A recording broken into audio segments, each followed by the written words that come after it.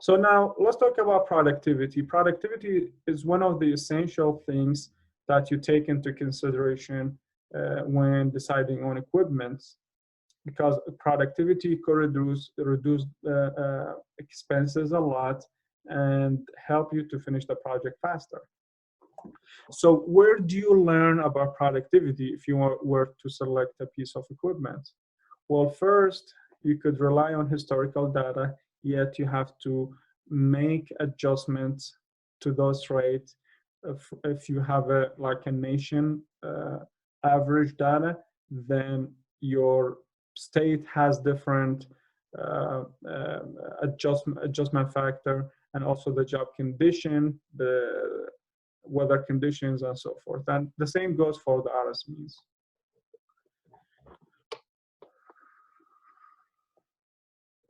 We've talked about this. So now, if you have a bunch of equipment working all together, how do you determine their productivity? Well, the productivity should be counted toward the lowest producing type of equipment within that group. So what do I mean by this? Let's look at this example here. If we have a front end loader loading a gravel at rate 75 cubic yards per hour into 3 trucks, right? Those trucks are hauling off a gravel at rate of 20 cubic yards per hour. Now, the total production of these 3 trucks are 60 yards per hour. In other words, all these 4 equipment are producing 60 cubic yards per hour. Now, if you want to increase the productivity, what do you want to do? Do you want to add another front loader? No, that doesn't make sense, because the 3 trucks are barely catching up with the front loader, right? 60 cubic yards versus 70 cubic yards, 75 cubic yards. So then the other choice is to add another truck to have them total for 4 trucks, which is 80 cubic yards per hour. Now, does it mean that we have productivity of 80 cubic yards per hour? No, but it does increase the productivity. So your front end loader has capacity of 75 cubic yards. Then if you have 4 trucks, then your total productivity has increased to 70 cubic yards. So then you have to make your your calculation. Is it worth it adding the fourth truck, so you can increase the productivity or not? And according to this, you make your decision. Now let's talk about the operating cost. We've covered the productivity as far as equipment. Let's talk about the operating cost. Operating cost is the second essential thing when it comes to decisions, because remember, operating cost is based on hourly basis, whether you own the equipment or you rent it. So it's imperative that you count the hourly base of it. Now, we also mentioned that the operator wages and mobilization are not included in the hourly basis, and those should be calculated differently.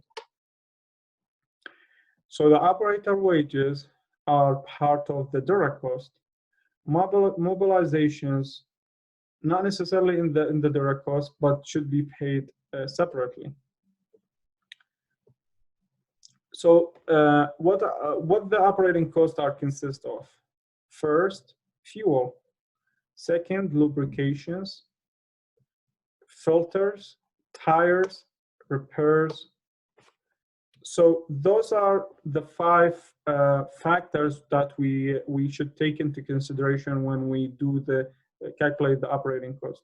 And we're gonna cover each one of them in details. So then for the fuel, you can get the consumption rates from the manufacturer themselves. Then if you have these data available, you can utilize this equation here. So for instance, if you have, the fuel cost, which is $3.10 per gallon, then you have the consumption rate, which is 0.06 gallon. This is just kind of numbers that you could use. And then you have the power utilization,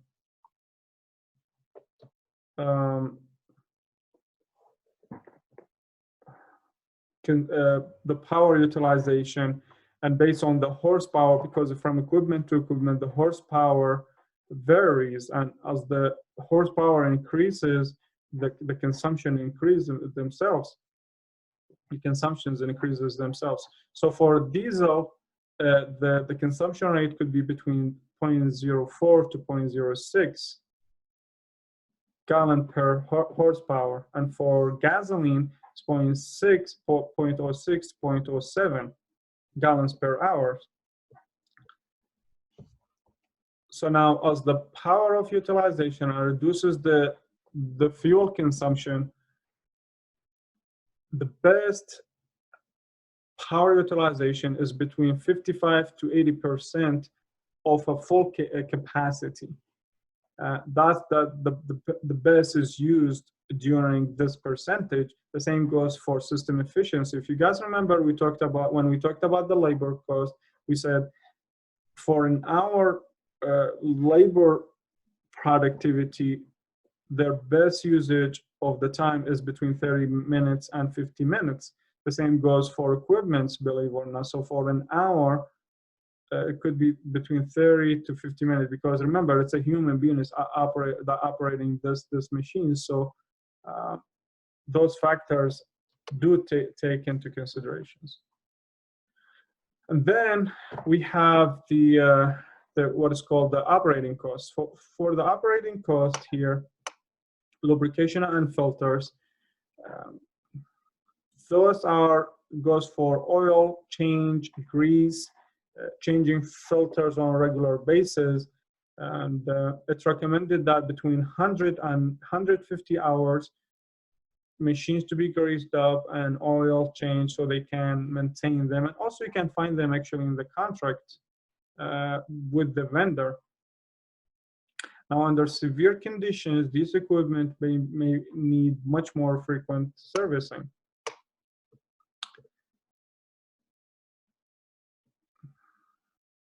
So then also we have to count for the person who's actually lubricate and filter changing these items, because we're gonna also have to pay for them. Typically in the contract with the vendor, they include that in the cost.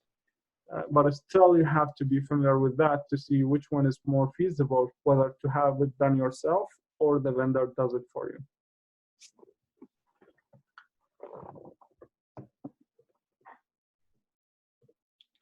Then we have tires, and as you know that tires have depreciation straight line and from their usage, so you're gonna have to take those into consideration.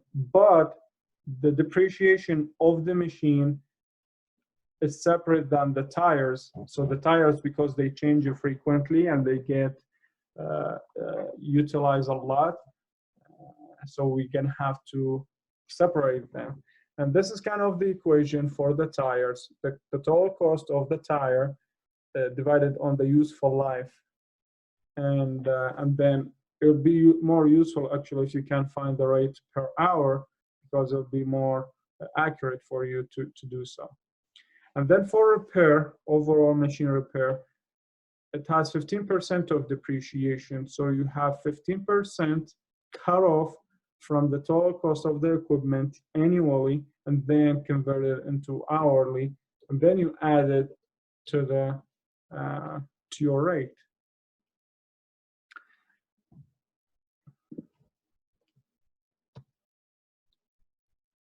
So then these repairs typically for cover overhauls, normal wear and tear, damages to the equipment, and so forth. So with that,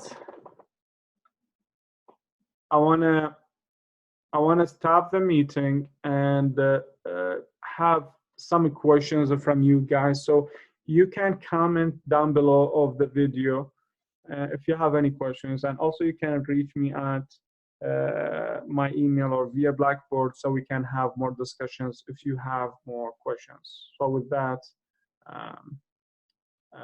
see you soon.